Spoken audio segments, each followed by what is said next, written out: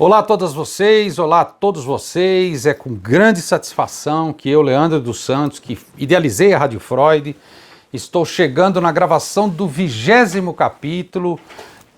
De acordo com a minha programação, seriam 20 capítulos de quase uma hora, todos eles quinzenalmente ofertados no YouTube e também, claro, no Spotify.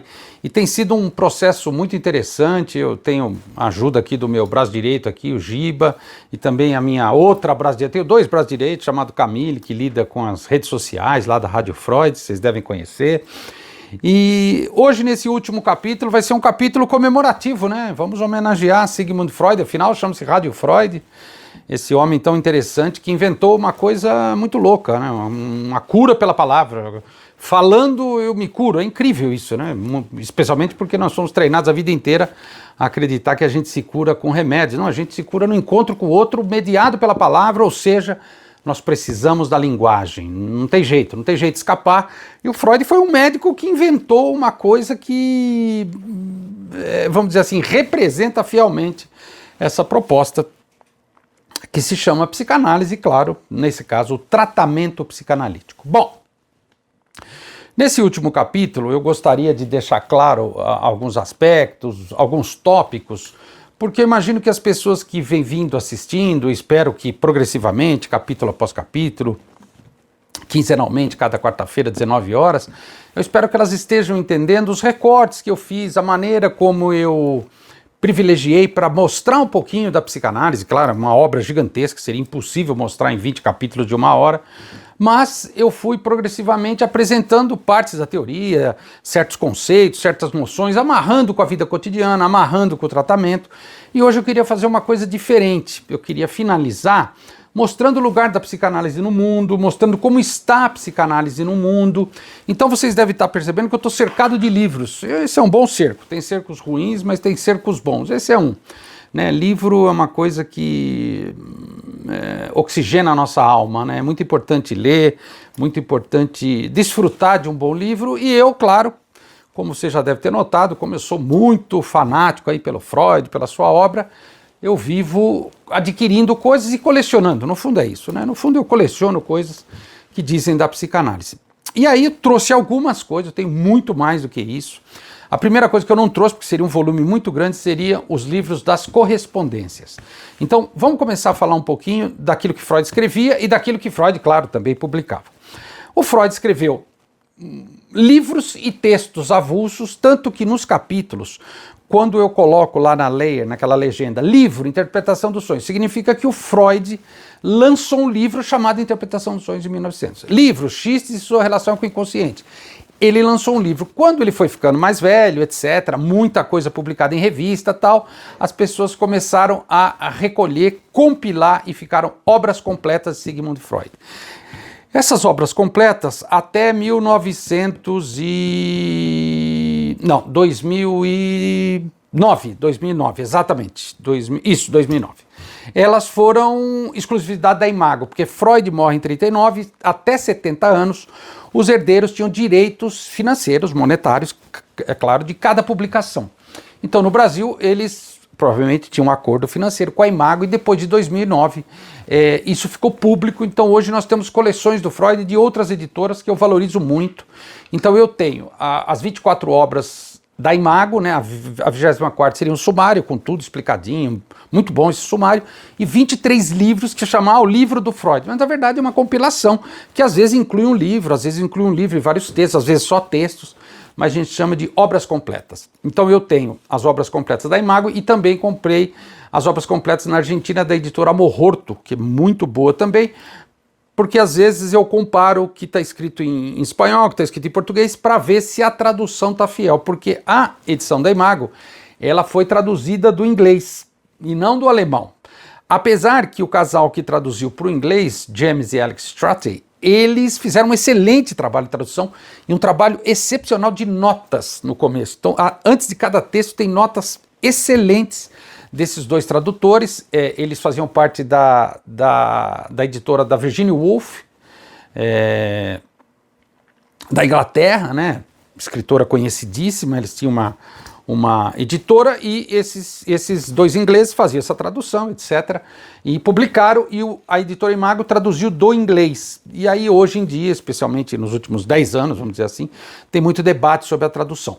No Brasil, a editora Autêntica e a editora Companhia das Letras estão traduzindo diretamente do alemão. Eu ainda não adquiri esses dois conjuntos, vou adquirir todos de uma vez, quando eles acabarem de publicar, porque eu quero ter para comparar também o Freud fielmente em alemão. Ele escrevia muito fácil, Freud era um sujeito culto, erudito, mas ele queria ser entendido pelo homem médio das ruas, então ele escrevia de maneira muito fácil. E ele, claro, buscava alguns conceitos da medicina, outros ele acabava inventando, enfim, mas, bom, Freud era muito criativo. Mas a sugestão que eu dou é que vocês, enfim, encontrem a tradução que vocês achem melhor, que vocês se afinem. A Imago ainda é oferecida hoje, qualquer livraria da internet tem obras completas do Freud, facílimo, tem usado também na estante virtual, enfim, não é um valor inacessível. A sugestão que eu dou é que compre os 24 volumes, ou de outra editora, talvez menos volumes, não importa, e leia progressivamente, desde o capítulo 1, antes do estudo sobre a histeria. Ele chama de publicações pré-psicanalíticas. E vem vindo até o volume 23, até o Freud morre sem finalizar alguns textos. Tem alguns textos incompletos que são excelentes, só que Freud morre. Especialmente eu cito Esboço da Psicanálise, um livro maravilhoso, que saiu em 1940. Freud, na verdade, morre em 39. Mas, enfim, esse é Sigmund Freud. Ele lança esse material de, vamos dizer, 1890, talvez, até 1939, até morrer. E aí a gente chama de seguidores ou de continuadores da obra, e é muito comum as pessoas falarem linha. Qual é a sua linha? Eu sou freudiano, eu sou lacaniano, eu sou kleiniano. Eu queria explicar um pouquinho, até para a gente poder entrar na questão da psicanálise no mundo hoje. Bom, quando o Freud está lá trabalhando, né, eu já citei em outros capítulos, vocês vão lembrar, ele tinha Ferencz perto dele, o Jung, Abraham, o Ernest Jones, né, depois mais para frente a própria filha dele, Anna Freud, enfim, eram pessoas que gravitavam ali em volta de Freud, produziam, teoricamente, mas poucos deles de fato significaram uma linha específica, né? O Jung, os Jungianos, talvez o Ferencz, mas não é muito mais do que isso. Agora, depois, a gente teve alguns gigantes. Um deles foi o Reich, que conviveu com Freud, só que era mais jovem, e hoje existe uma linha chamada Reichiano, existem escolas de psicanálise reichiana. O Reich era um sujeito muito criativo também, um sujeito muito político criticamente, ele era de fato comunista, foi perseguido pelo macartismo nos Estados Unidos, enfim, onde ele morreu, e ele foi inventando outras coisas, orgonoterapia, a questão da couraça, enfim, é um personagem muito interessante. Então é comum a gente falar, eu faço terapia com o Reichiano, ele cuida do corpo, né? O Reich falava muito das couraças, então esse é um exemplo. Outro exemplo, relativamente próximo do Freud, mas também bem mais jovem, foi a Melanie Klein, que era próxima do Ferencz e do Abraham, que, claro, virou uma gigante, especialmente no tratamento de crianças. As sociedades ditas oficiais, Sociedade Brasileira de Psicanálise, International Psychoanalytic Association, via de regra, é muito focado na teoria kleiniana e, claro, no Freud, evidente. Ela teve uma briga com a Anna Freud, porque ambas atendiam crianças e ambas tinham teorizações, vamos dizer assim, relativamente distintas. Obviamente o Freud apoiava a filha, é óbvio. Então a Melanie Klein ficou meio órfã, injustiçada, né? Mas foi uma gigante. Quem tiver interesse de ler os livros dela, no Brasil também são publicados pela Imago. Agora me parece que outras editoras também estão publicando, né? Então existe a Melanie Klein e os kleinianos, as pessoas que gravitavam em volta da Melanie Klein, que também produziam muita coisa, então tem muita coisa publicada na internet, enfim. Um outro sujeito, chamado Donald Winnicott, ele fazia parte de um grupo no qual estava a Melanie Klein e a Anna Freud, especialmente depois da morte do Freud. A Anna Freud tenta, vamos dizer assim, coordenar as coisas. Eu sou filha dele, eu sou herdeira, sou eu que mando. E aí, resultado, tem um grupo chamado Anna Freudiano e um grupo kleiniano. Não, você não vai mandar só por causa do seu sobrenome. E aí, resultado, um terceiro grupo, middle group, o grupo do meio, formado pelo Winnicott, mais um monte de psicanalistas, não se afinam a nenhum dos dois. Então, as sociedades de psicanálise, via de regra, são ternárias. tem esses 3 grupos. Então o Winnicott é um sujeito muito respeitado no Brasil, tem uma obra também gigantesca. Existem os Winnicottianos que, vamos dizer, trazem a obra do Winnicott para o Brasil. Um dos sujeitos próximos, que a gente poderia dizer, seria o Bion, que no Brasil também é muito famoso, nos anos 70, veio para o Brasil. Ele é mais jovem do que esse pessoal, já faleceu, obviamente, e a gente fala também no Brasil. No Brasil é muito comum, lá fora nem tanto. Os bionianos, então, só para vocês entenderem, nós temos os kleinianos, reichianos, winnicottianos, bionianos, alguns anafreudianos, os freudianos mais clássicos.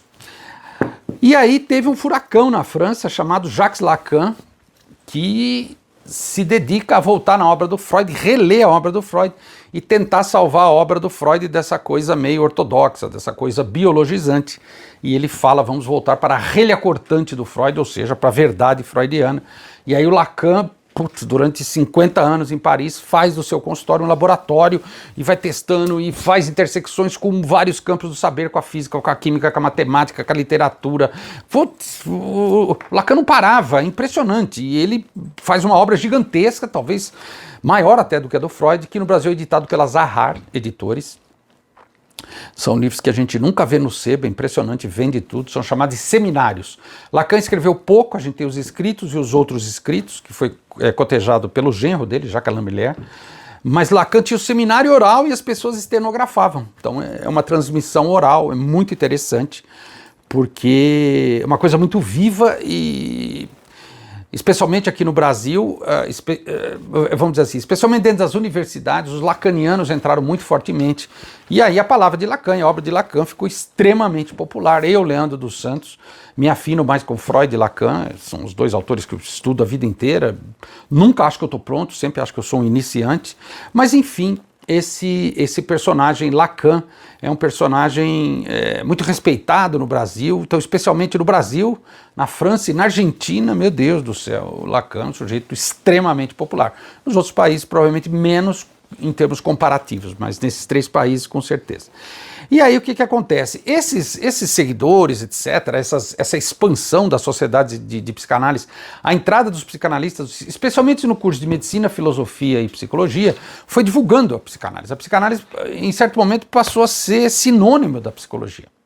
Falou psicologia, divã, alguém falando, me fale sobre sua mãe.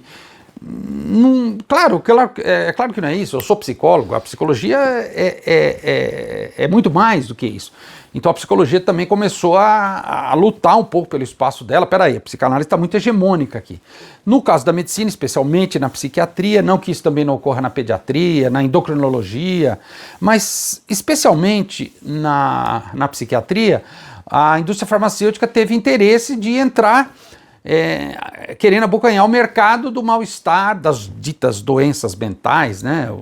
Lembra das doenças dos nervos lá do Freud? E a indústria farmacêutica começou a investir pesadamente em propaganda, dizendo a causa não é psicodinâmica, não tem nada de psicológico, é tudo biológico, é uma disfunção bioquímica aí que ocorre no seu cérebro, que dá para ver lá no exame de imagem, e a gente precisa repor um elemento que está presente nas pílulas que nós vendemos. Então, naturalmente, a psicanálise passou a ser cada vez mais criticada, porque a causa que a psicanálise diria que é uma questão psicodinâmica, como eu já expliquei para vocês, uma questão edipiana, uma questão da fantasia, não, nada disso. Isso não é ciência, isso é tolice. Só tem uma ciência que é a ciência positivista, que é essa ciência do laboratório. Então a indústria farmacêutica se junta à psiquiatria e eles passam a, atacar violentamente a psicanálise. No caso do governo Reagan nos Estados Unidos, por exemplo, que foi o período de maior ataque nos anos 70, era muito mais interessante ter um psiquiatra distribuindo medicação para 200 pessoas num posto de saúde do que um psicólogo ou psicanalista querendo escutar as pessoas. Então a palavra passou a ser negada. E hoje nos Estados Unidos, infelizmente, a palavra não tem muito espaço, né? Você procura um psicólogo, um psicoterapeuta, via de regra ele trabalha com a terapia comportamental cognitiva, que é uma coisa mais rápida, mais breve, vamos tentar entender o que está acontecendo com você, vão mudar o seu comportamento, né? Os psicanalistas mais críticos dizem que um tratamento não é para adaptar a pessoa à sociedade de consumo, esse capitalismo louco que a gente vende, volte para produzir e consumir. Não, a psicanálise é uma outra coisa, de uma outra ordem, de uma outra ética. A gente se avê com a nossa fantasia, a gente se avê com o nosso lado B, lembra dos vinis, lado A e lado B?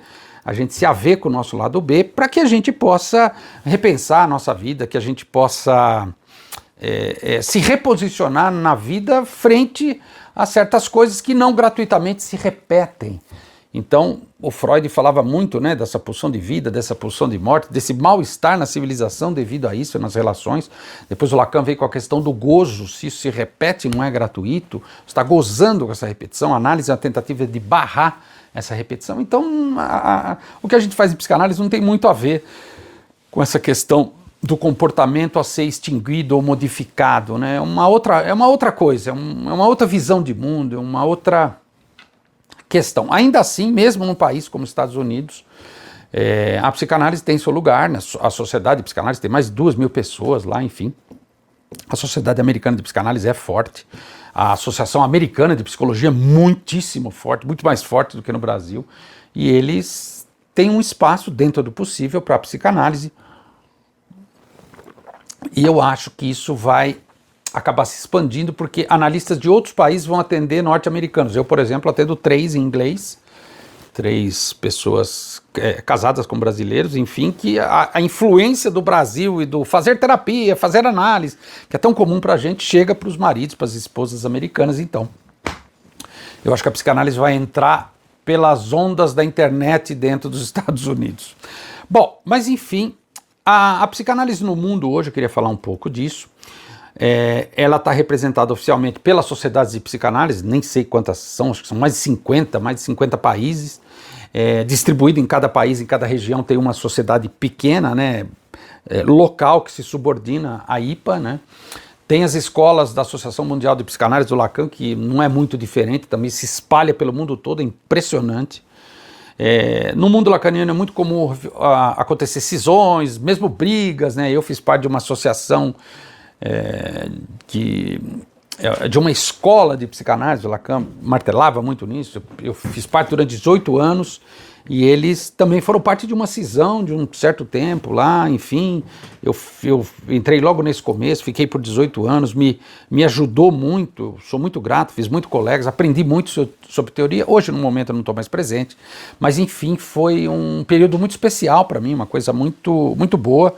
E aí, no Brasil, especificamente, a gente tem muitos lugares, muitas escolas, muitas associações, psicanalistas se juntam para manter a psicanálise viva no mundo, falar de psicanálise, transmitir a psicanálise, formar psicanalista, por que não? E alguns outros têm outras escolhas, né? Muitas vezes preferem ficar nos seus consultórios, fazer pequenos grupos, e alguns se aventuram a transmitir por outras vias. Eu sou um exemplo, estou aqui na internet, né? O Christian Dunker é um canal que eu recomendo muito, foi o meu orientador no doutorado, faz um trabalho excelente, tem muito mais colegas que trabalham, é só jogar na internet, lá no YouTube, psicanálise, Freud, Lacan, não para, coisa não para. Agora, não para pelo seguinte, né? É muito fascinante, por mais que alguns detratores tentem, psicanálise não é ciência, isso é besteira, isso é sugestão, não adianta, é fascinante. Fascina as pessoas porque toca numa verdade das pessoas. Todos nós passamos pelo Édipo. O Édipo é uma questão de linguagem, não é uma questão fenomenológica apenas. Acontece, a mamãe e o papai. Não adianta, a nossa entrada na cultura, como o bebezinho lá que acabou de sair do útero de alguém, é mediado pela palavra, pela linguagem e pelo outro social. Então, resultado, uma parte que a gente reprime e recalca, uma parte que a gente mostra, que a gente não mostra, isso é o inconsciente, a psicanálise trabalha com isso. O comportamento tem algo que precede o comportamento, que é o inconsciente. Então, resultado, a psicanálise trabalha com isso, a psicanálise tem todo um corpo teórico, e no Brasil, especificamente, ela fascina os brasileiros, porque o brasileiro é curioso, né? O brasileiro, bom, primeiro que ele é eclético, né? Que religião você segue? Eu sou católico. Mas eu vou na Umbanda, eu acho tão legal aquele negócio lá, aquelas danças, aquela música. Eu também vou muito no centro espírita, porque, sabe, mal não vai fazer, é do bem, é de Deus. E às vezes eu vou, eu tenho uma cunhada que ela é evangélica, às vezes eu vou com ela lá na igreja evangélica, fico tentando me convencer, mas eu falo, sou católico. Esse é o brasileiro. Esse é o brasileiro. A gente não vai ver um francês falando isso, um inglês, não existe isso. Agora, esse é o brasileiro, quer conhecer coisas, ele é aberto, o brasileiro é dramático, né, latino. Então, aquilo que a gente vê nas novelas, né, hoje com a internet as novelas perderam muita força, mas aquilo que a gente vê na novela, ou mesmo na literatura, ou ainda no teatro, no cinema, né, o brasileiro se apaixona por essa coisa e ele transforma numa coisa dele, né, o pessoal do modernismo lá, o Oswald de Andrade, lá, o Mário de Andrade, enfim, todos aqueles caras, eles diziam de uma coisa chamada antropofagia, ou seja, a gente engole e regurgita de outra forma. Exemplo, o futebol originalmente é britânico. É um jogo horrível, horroroso. Eu joguei bola a vida inteira. O britânico não sabe jogar bola. Você pega o brasileiro e dá uma bola para ele, ele reinventa o futebol e transforma numa coisa dele. Fórmula 1, tivemos campeões mundiais, sei lá quantos títulos nós ganhamos, é impressionante. Nós somos um país de primeira linha, de primeiro mundo. Como é que a gente chegou a ser campeão do mundo em Fórmula 1, ou mesmo no esporte, ou mesmo, em alguns casos, na literatura, sei lá, o Paulo Coelho, um sujeito que vende para o planeta inteiro. Como é que é isso do brasileiro? Então o brasileiro pega uma coisa e ele transforma em algo dele. Eu acho que é isso que acontece com a psicanálise no Brasil. Eu acho que a psicanálise, é uma posição pessoal muito minha, ela virou uma coisa, vamos dizer assim, abrasileirada, porque o brasileiro gosta da palavra e gosta do encontro. O brasileiro gosta de falar. É muito comum os pacientes falarem assim, ô Leandro, e se eu não tiver nada que falar? Aí eu falo assim para ele, eu faço isso há 27 anos, isso nunca aconteceu. Ai, Leandro, hoje eu não tenho nada para falar. Eu sempre respondo, que ótimo, vai ser uma sessão maravilhosa. Na verdade, quando você diz, você está tentando segurar o que está lá dentro pulsando. A hora que sai, benza a Deus. Geralmente, quando acaba a sessão, a pessoa fala, nossa, eu não tinha nada para falar. Você que achava isso. Então, o brasileiro, ele tem uma coisa afetiva, afetuosa do encontro, um certo calor, que isso acaba ajudando o encontro com o psicanalista. Então, tem uma condição básica, assim, de, vamos dizer, de bem-estar, de aposta, de conforto. Quando a gente vai procurar um psicanalista, ele fala, me diga aí, me conta aí. As pessoas gostam de falar. Naturalmente, quando elas falam, podem sair coisas que às vezes deixam elas desconcertadas, deixam elas surpresas, deixam elas indignadas, por que não? E ao deixar indignadas, elas... talvez possam, enfim, se repensar. Hein? A psicanálise não deixou de ser psicanálise porque ela é praticada no Brasil, mas eu tô dizendo de um tempero que a gente joga no caldeirão e fica uma coisa diferente quando a gente abre esse caldeirão depois de cozido. Bom, então, resultado, a psicanálise no mundo, ela persiste, né? ela cresce, ela segue para outras línguas agora, inclusive. Tem colegas franceses que estão fazendo um bom trabalho na China, claro que Pequim, evidentemente, na capital, com os chineses que vão para Paris ou que vão para Londres, falam inglês, falam francês, obviamente, ainda para uma elite, mas a tendência, pelo que eu imagino, a tendência é ir expandindo. A psicanálise precisa de democracia, não acredito que tenha psicanálise num país fundamentalista, governado por religiosos, o que é o que se chama de uma teocracia. A psicanálise não avança, porque a psicanálise aposta em causas que a religião não explica. A religião não explica. Por exemplo, a sede das paixões, o id, nós temos dentro da gente nossas paixões humanas, a inveja, o ciúme, o ódio, o amor, um monte. A igreja transforma isso em pecado, isso é do demônio. Para a psicanálise não, isso não existe demônio, isso é você. O demônio é só uma metáfora para você aprender a lidar com as suas coisas. A religião tende a falar para o sujeito, se afasta disso, sinta a culpa. A psicanálise fala, não se afaste, se aproxime, pense nisso. Lide com a sua inveja, lide com a sua vaidade, lide com a sua cobiça, lide com o seu ódio. Eu não sinto ódio, você está negando, lógico que sente, todos nós sentimos. Ou seja, a psicanálise é um exercício de honestidade com a gente mesmo. Então, olhando por esse ângulo, um certo grupo de pessoas, um certo número de pessoas vai se beneficiar desse tipo de tratamento. O Freud falava que é um exercício de amor à verdade. Então a psicanálise vai crescer de boca a boca. Ah, Leandro, mas a psicanálise hoje está na internet. Você, olha aí, o Rádio Freud. Verdade, verdade. Mas ainda assim é de boca a boca. O sujeito assiste o vídeo, compartilha, manda para a cunhada dele. A Rádio Freud é para aquela cunhada que precisa fazer terapia e nunca fez. Aquela chata lá que acha que está sempre certo, que é uma mala sem alça. É para ela a Rádio Freud. Mas, Leandro, eu sou da área, eu adoro a Rádio Freud. Que bom, mas espalha para quem precisa ouvir. Um religioso diria, esse é um raciocínio religioso, levar a palavra de Deus para aquele que está lá na escuridão.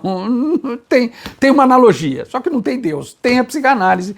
A gente, da psicanálise, acredita num Deus chamado inconsciente. Então, quer dizer, essa cunhada chata, na verdade, se ela pudesse participar de uma experiência na qual ela pudesse escutar, se interrogar, talvez ela ficasse menos chata, né? Eu sou a prova viva disso, fiz 10 anos de análise, sou menos mala.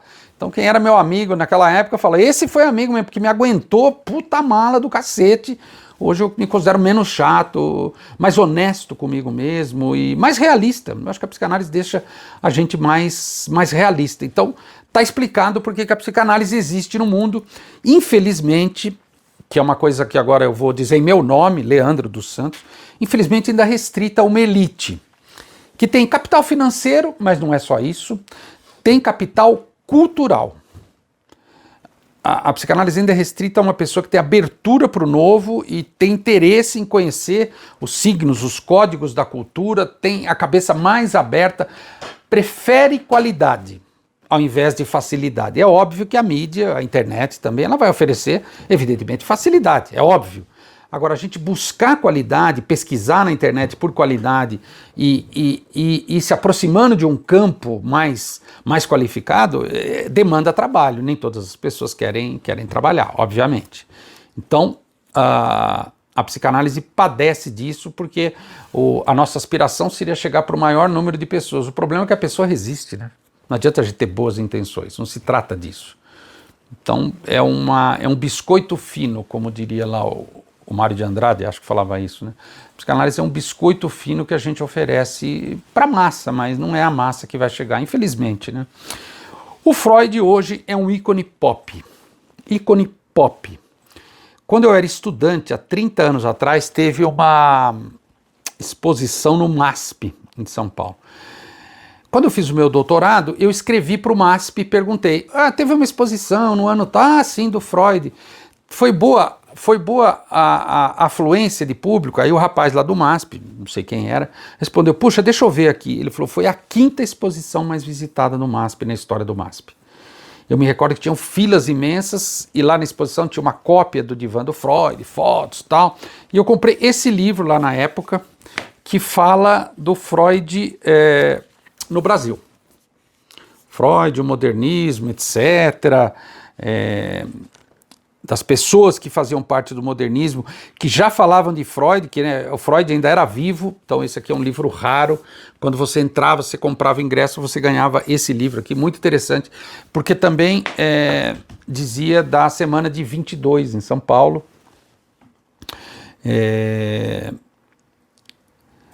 de todo o avanço que foi a intenção daquelas pessoas de fazer um movimento para trazer o que se chama, de modernismo, para um país ainda muito atrasado, que era São Paulo. Então a psicanálise veio junto, tem muita gente que escreve, mas só estou comentando porque o Freud é um ícone pop, né? Quando a gente vê alguém cometer um ato falho ou falar alguma coisa, a gente fala, Freud explica, está dentro de cada um de nós. A gente não fala Jung explica, o Skinner explica, a Melanie Klein explica, não, a gente fala Freud explica. Porque de fato aquilo que o Freud escreveu nos toca fundo, porque ele formaliza teoricamente uma coisa que todo mundo sabe. Então, o pessoal do humor começou a produzir muita coisa. Freud falava muito do humor e Freud é um personagem que, pictograficamente, em termos de uma tinta sobre papel, ele é um personagem riquíssimo. Então eu tenho algumas coisas aqui que eu trouxe para mostrar para vocês. Esse primeiro livro aqui, ele é uma coleção de cartoons editados do New Yorker, que é aquele jornal lá dos Estados Unidos, aquela revista, na verdade, e esses são cartoons que dizem de psicanálise, não é do Freud propriamente dito, mas está sempre gente do divã, etc, tal. Foi uma compilação de vários anos, então é On the Couch, no divã.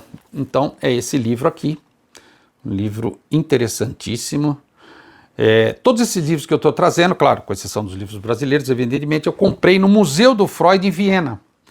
Então a gente tem Museu do Freud em Viena, Museu do Freud em Londres. Facílimo de achar na internet, você pode comprar tudo isso lá, paga no cartão de crédito, depois chega na tua casa.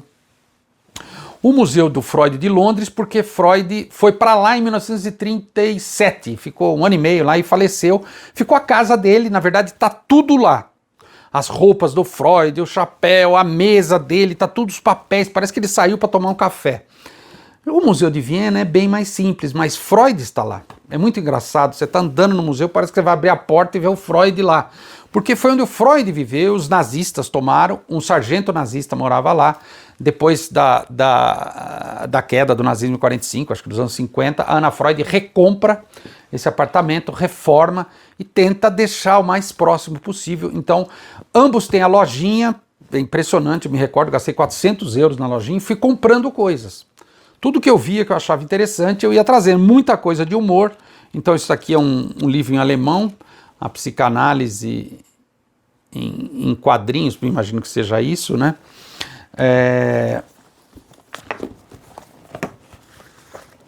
Esse aqui é muito interessante, é o Graphic Freud, que é uma alusão ao graphic novel, que é a novela gráfica, que é quadrinhos para adultos, que fala da histeria.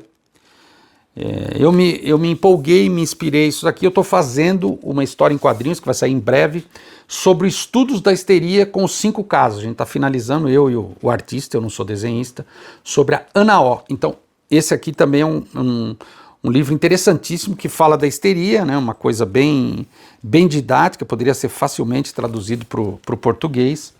Esse outro pequenininho aqui em alemão, não leio alemão, mas eu achei tão bonitinho que eu resolvi comprar. Muito interessante no Museu do Freud.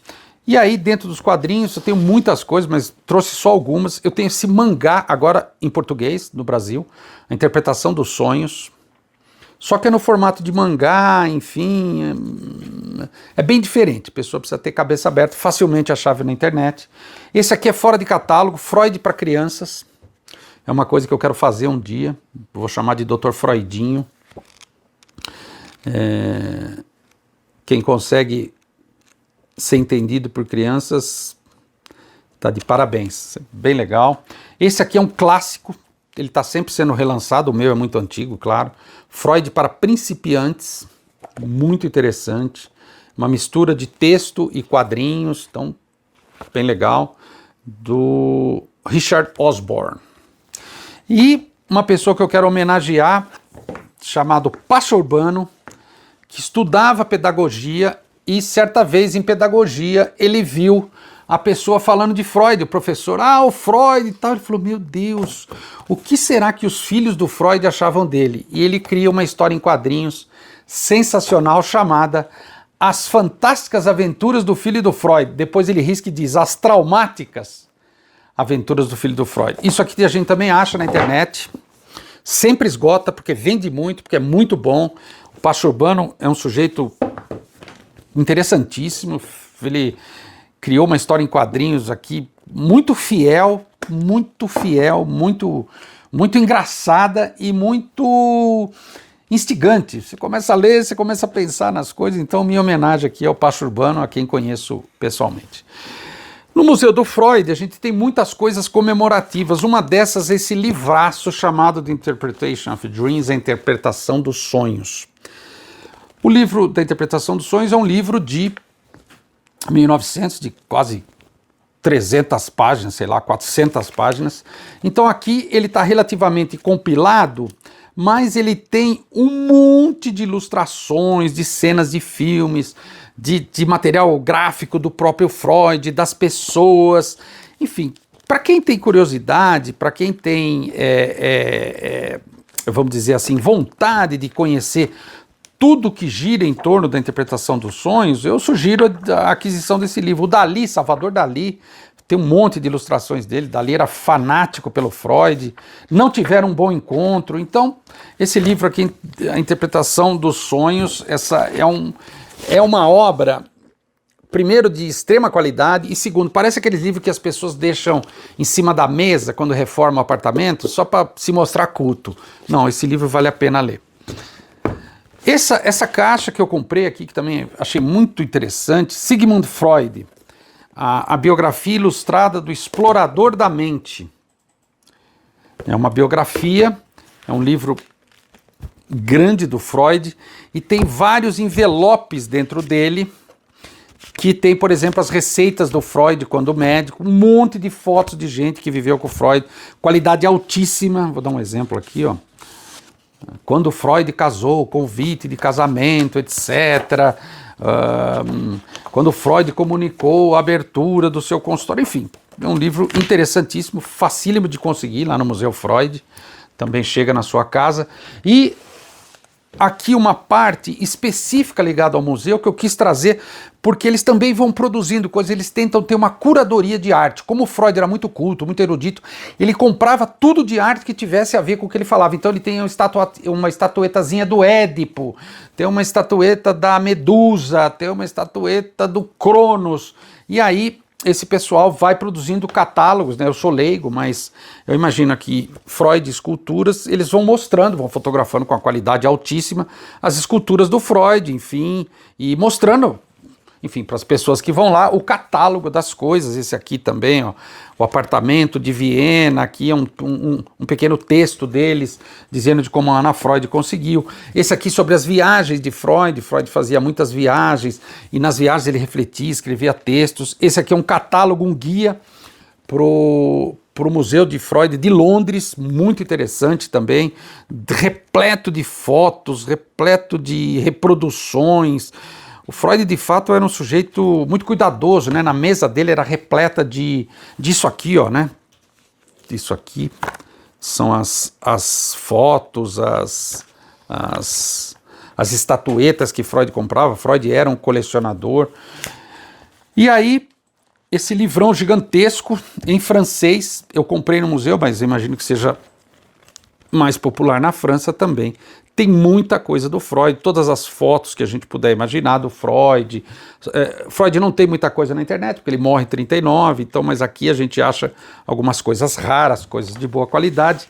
E por fim, os dois livros, que eu deixei por último de propósito, esse aqui é o catálogo do Museu de Viena, então um catálogo de altíssima qualidade também, uma impressão, papel couché, tem tudo que está lá disposto, que a gente vai conhecer nos quadros. O quadro do Homem dos Lobos, que deu para o Freud, está lá, está aqui também. A foto do Charcot, está tudo aqui.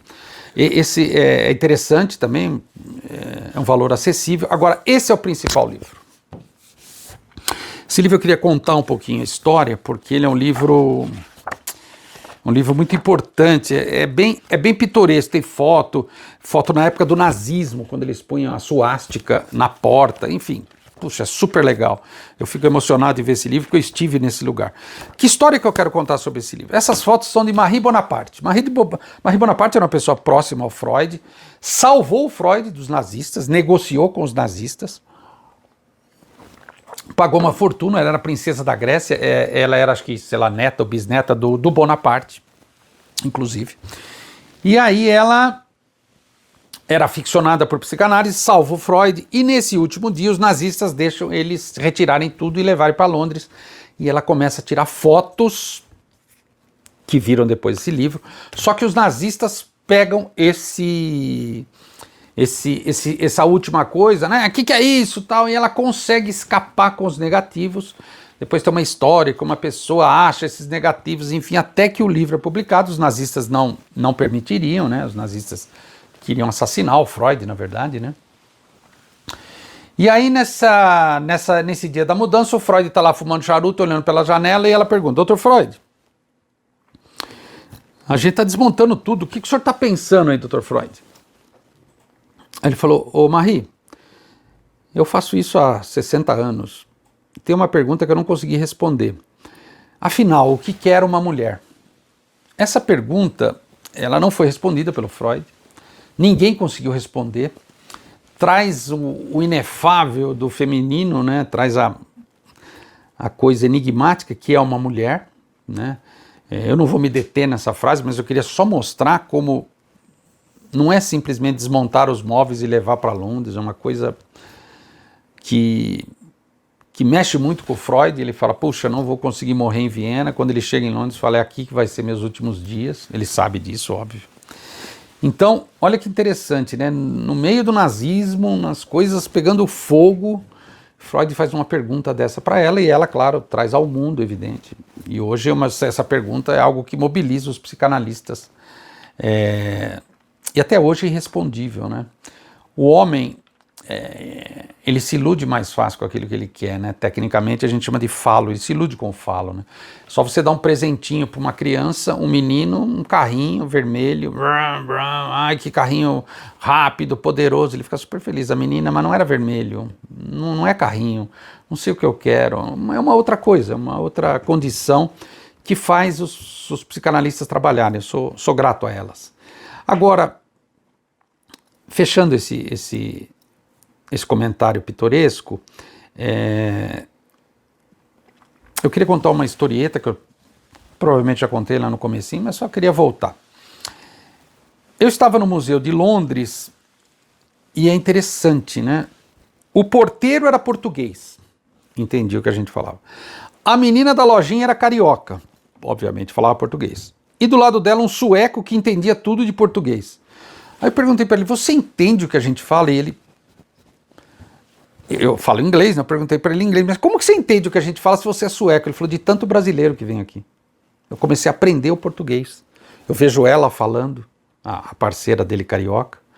Então o resultado, eu fiquei assombrado como aquilo é importante para os brasileiros. E tem um livro que você assina, Leandro dos Santos, São Paulo, você põe uma frase lá, Viva Freud, só tinha brasileiro. Aí o sujeito de Portugal, eu disse, meu Deus, vem muito português, que ele falou, não, só brasileiro.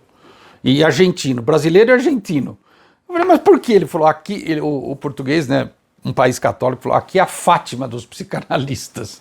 Ou seja, os psicanalistas brasileiros têm uma verdadeira adoração pela psicanálise e, claro, vão lá no Museu do Freud, é óbvio. Acho que não tem o Museu da Melanie Klein, o Museu do Lacan, eu não acredito. Mas, enfim, o Museu do Freud existe 2. E aí, resultado, as pessoas não param. Então, esse de Londres foi muito interessante, porque, claro, pude conversar. Agora, no de Viena, ninguém falava português. Entretanto, eu estava comprando esses livros e minha filha do meu lado e a gente falando em português. Pegou esse, pegou aquele, falta quanto? Puxa, já vai dar 400 euros. Ah, mas eu tenho aqui e tal. Aí a menina do caixa perguntou em inglês, que língua vocês estão falando? Falei, português, vocês são brasileiros, né? Falei, somos. Ela falou, meu Deus, por que a psicanálise é tão popular no Brasil? Aí eu gaguejei para responder. Ela, por que a psicanálise é tão popular no Brasil? Aí eu arregacei as mangas e falei, agora você vai ouvir. Você me provocou. E comecei a falar. Tudo que eu já falei aqui no começo desse capítulo, a gente gosta da palavra, a gente tem uma questão afetuosa, a gente se interessa por esse enigmático, né? Eu sempre digo, por exemplo, o espiritismo, ele é fortíssimo no Brasil, em Paris, na França, de maneira geral, né? Afinal veio de lá. Em outros lugares não é, né? Eu atendo pacientes de outros países, ele fala, eu vou no centro hoje tomar um passe. Eu falei, mas centro? Tem um centro brasileiro de espiritismo aqui. Meu Deus! E é tudo em português? É tudo em português, o centro é brasileiro, ou seja, então eu só pego o espiritismo como exemplo, como a gente gosta dessa coisa diferenciada, né? Como a gente gosta daquilo que é, vamos dizer assim, instigante, daquilo que é enigmático, né? Então a psicanálise é muito isso, então ela fascina. Tentei falar isso para a moça do Museu de Viena. Aí quando eu acabei eu falei, eu queria te fazer uma pergunta. Ah, sim, pode fazer, por favor, eu também fiz uma para você. Eu te expliquei por que a psicanálise é tão famosa no Brasil. Agora me explica por que não é famosa aqui em Viena, Freud é daqui. Aí ela começou a gaguejar, eu falei, pensa, um dia que eu voltar para Viena você me responde. Aí eu fui embora, né, voltei para o Brasil, né, fui acertar essas coisas na mala, enfim. Tem uma outra coisa também que eu comprei, que vocês vão perceber lá no site, que são pequenas tolices que a gente gosta muito. Por exemplo, tem um bonequinho do Freud que você aperta e ele fala assim, tell me about your mother, tell me about your mother, tell me about your mother. Ou seja, uma gozação, uma ironia. O psicanalista sempre fala, me fale da sua mãe, né? Então, esse bonequinho é um exemplo. Então tem pantufas com a cara do Freud, um mousepad com o tapete do Freud. Então tem muita coisa interessante no Museu do Freud. É um comércio e esse dinheiro desse comércio mantém vivo o Museu do Freud. Uma coisa interessante é que eles disseram para mim, lá estava conversando, e a moça falou, vocês lançam livro no Brasil? Ah, lançamos, tá, de psicanálise, se você quiser lançar qualquer coisa do Freud, pode usar todo o nosso material, desde que não ultrapasse 1000 cópias. Um livro até 1000 cópias, a gente cede os direitos.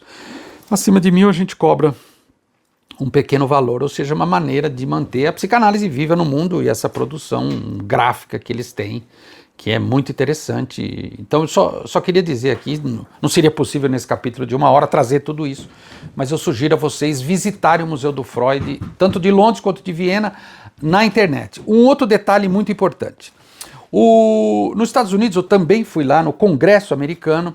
O Congresso americano tem uma coisa que é mais ou menos assim, a biblioteca do mundo. Então eles tentam achar coisas do mundo inteiro e levam para lá e deixam arquivado lá. Então, por exemplo, Lima Barreto, sei lá, Graciliano Ramos, eles têm lá, né? Jorge Luiz Borges, da Argentina. E claro, eles têm coisa, óbvio, né? Da psicanálise. Eles têm alguns textos originais do Freud e eles têm os vídeos que a Marie Bonaparte gravou com uma câmera em 38, 39, talvez, perto disso, perto da morte do Freud, imagino. Isso não era tão popular, né? Imagino que uma câmera de Super 8 na época devia ser algo caríssimo, né? Mas ela era, enfim, né, princesa da Grécia, teria dinheiro. E tem os vídeos curtos do Freud, também você acha isso na internet, no Congresso americano, Biblioteca do Congresso. São gratuitos, enfim, é só achar, pode compartilhar. Não é muita coisa, mas enfim, mostra o Freud convivendo com as pessoas, especialmente em Londres, ou seja, depois de 37. Tem alguma coisa mais velha, mas de qualidade inferior. E lá na Biblioteca do Congresso tem os textos originais do Freud, que foram comprados da família Freud, que você como pesquisador também pode, enfim, preencher a burocracia lá, eles te dão luvas e você pode mexer nos documentos. Eu não consegui, faltava tempo, foi uma coisa rápida que eu fiz, então um dia eu pretendo voltar e me hospedar lá e de fato ter contato com essa coisa original do Freud, né? O Freud escrevia em papéis muito grandes, muito grandes. E uma vez alguém perguntou para ele, doutor Freud, mas por que o senhor usa um papel tão grande para escrever seu texto? Ele falou, eu já não tenho liberdade em nada, pelo menos para escrever eu tenho, eu gosto de ter liberdade, eu gosto de escrever sem pressa, sem margens. E ele tinha papéis gigantescos, que depois o pessoal da gráfica disse que praticamente não tinha erros. Eles passavam para os tipos, depois para imprimir os livros, eles falaram, nossa, praticamente não tem erros. Então o Freud era de fato um escritor, né? Era um sujeito das letras. Bem, posto isso, então, esse monte de livros aqui que eu trouxe para vocês, eu gostaria agora de encerrar a minha fala, me detendo agora, vou precisar de alguns minutos, acerca desse projeto, né? Acerca dessa ideia chamada Rádio Freud, né? Quando eu me preparei para fazer esse projeto, enfim, ia pôr as coisas no papel, falei, poxa vida, né? Eu queria fazer alguma coisa no YouTube que fosse acessível para as pessoas, que fosse para além dos aspectos técnicos de quem é da área. Quem é da área tem que entender mesmo os aspectos técnicos, tem que estudar, ok, tudo bem. Mas eu queria que atingisse as pessoas leigas, né? Então, a Rádio Freud, eu pensei nesses 20 capítulos um pouco mais longos, de 1 hora, claro. Depois disso a gente vai ter coisas mais pontuais, vão ser vídeos menores, a gente vai aprofundar alguns assuntos que hoje é impossível, em 1 hora não dá para a gente aprofundar, é mais uma apresentação dialogada. Eu estou falando muito mais das coisas que estão na minha cabeça, o meu jeito de ver as coisas. Eu estou falando muito mais próximo de uma associação livre de um paciente no divã do que de um analista atrás do divã. Eu estou aqui na associação livre, talvez por isso sou interessante, mas eu queria, assim, realçar um aspecto, né, já que a gente está finalizando esses 20 capítulos, que é o seguinte. Eu imagino que uma pessoa leiga, ela não sabe o que é psicanálise, e nem precisa saber também, mas ela sabe intuitivamente o que é um tratamento psicanalítico, ou, em linguagem mais popular, fazer terapia. O sofazinho, eu deito no sofazinho, aí a luz fica mais clara, eu vou falando da minha mãe. Não é bem isso, mas é perto disso. É de fato você sentar primeiro, depois deitar no divã e falar.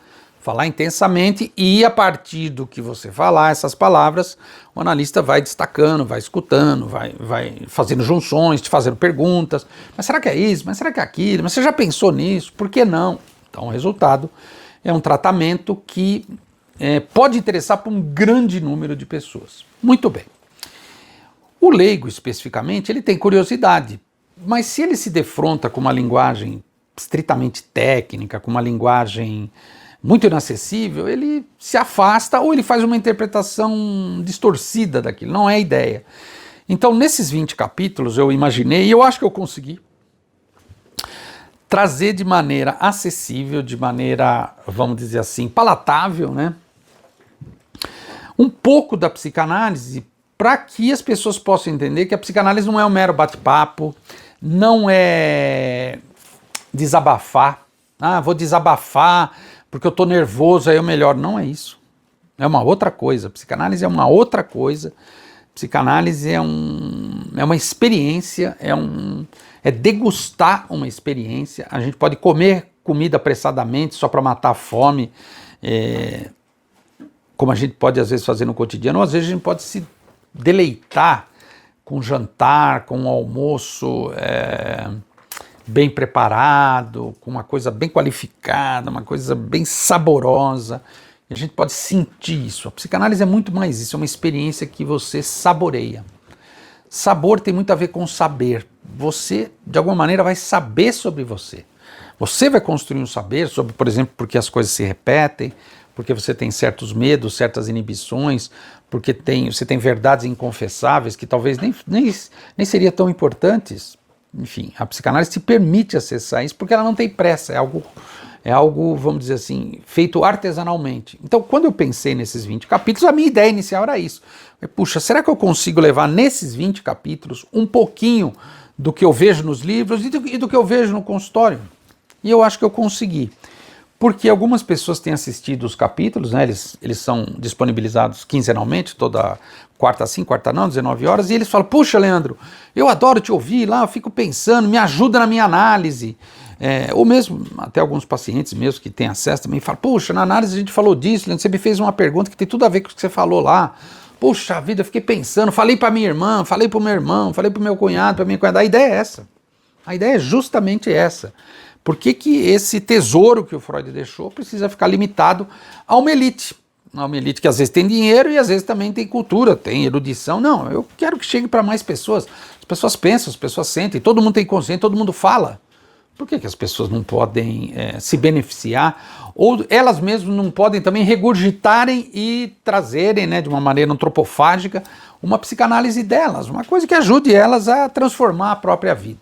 Então, nesse sentido, a Rádio Freud, tanto no YouTube quanto no Spotify e também nas redes sociais, a gente está tentando trazer um conteúdo que se difere, por exemplo, da autoajuda, de uma coisa ingênua, de uma coisa muito moralista, muito... na Itália tem uma palavra que eu adoro, muito caga-regras. A psicanálise não caga regras para ninguém, nem ela sabe como é que ela vai cagar regra para alguém. Então, quando a gente tem contato com esse conteúdo, a tendência é a gente ficar mais esperto, ficar mais ligado. Ei, acorda aí, puxa vida, nunca tinha pensado nisso, caramba, mas será? Não é possível, meu Deus, esse Freud. Essa é a minha intenção. E eu acho que eu consegui com esses 20 capítulos. Então, esses 20 capítulos, eles vão ser sempre lembrados, divulgados também. Assista os 20 capítulos, acesse os 20 capítulos. Você já assistiu? Porque isso vai dar uma base para o sujeito entender um pouco do que é a psicanálise. Se ele quiser estudar psicanálise, compre os livros, estude. Se ele quiser fazer análise, acha um analista, marca um horário, vai fazer análise. Mas ele pode ter contato com a doutrina do campo teórico, né, que é o que a gente trouxe assim brevemente nesses 20 capítulos, e a partir de agora, né, depois desse 20º, a gente vai ter outras modalidades aí de vídeos, etc. Enfim, também conteúdos mais curtos, que vão, em última essência, manter a psicanálise viva no mundo, né? É uma coisa tão positiva e tão poderosa que a gente não pode simplesmente deixar de lado, dizer que não é sério, ou pior ainda, dizer que não é ciência. Ciência é do mais alto nível, porque ela não para de produzir saber e de produzir conhecimento. É impressionante, o ser humano é algo muito plástico, ele não para de se mostrar sobre várias facetas, sobre vários ângulos, e a psicanálise gosta disso. A psicanálise não resiste ao novo, né? Seria um contrassenso, o paciente resiste, ela não pode, ela tem que estar sempre aberta. Então essa experiência que eu fiz hoje com a Rádio Freud, com esses 20 capítulos, por isso que eu chamei de capítulos, depois disso eu não vou mais chamar de capítulos, serão episódios, geralmente para diferenciar, essa é a minha ideia. Então esses 20 capítulos têm esse propósito de poder mostrar para as pessoas o que é, como é e o que não é psicanálise. Eu acho que eu consegui apresentar para vocês, consegui dar os caminhos, consegui de alguma maneira, vamos dizer assim, lançar luz para certos ângulos da psicanálise que às vezes é pouco falado, né? Eu tenho muito material impressionante, as coisas que eu vou tendo acesso na internet, comprando também, vou colecionando coisas. E a ideia é mastigar um pouco desse material para trazer para vocês aqui na forma de vídeo. Algumas vezes a gente também faz alguma coisa gráfica também lá no Instagram, etc., Facebook. Essa é a ideia. Então eu considero que o dever está cumprido nesse primeiro momento, nessa primeira etapa. A gente encerra aqui os 20 capítulos de 1 hora. Ninguém trabalha sozinho, gostaria de reiterar, eu agradeço muito aos dois que estão aqui do meu lado esquerdo, o Giba e a Camille, que me ajudaram muito aí a passar a ideia para a realidade, realizar, tornar real uma coisa. Então, dizem que o homem realizado tem um filho, planta uma árvore e escreve um livro. Ainda está faltando a árvore, vou plantar. Mas isso aqui eu encadearia com uma das realizações da minha vida, uma coisa que eu sempre tive muita vontade de fazer, e eu acho que se o Freud tivesse vivo, Lacan também tivesse vivo, eu acho que esses caras fariam algo genial com a internet. Então eu tentei, dentro das minhas possibilidades, ser um pouquinho feliz lá. Lembre-se do amar e trabalhar. Acho que eu fui um pouquinho feliz nesses 20 capítulos trabalhando. Essa é a Rádio Freud, eu sou Leandro dos Santos, bem satisfeito.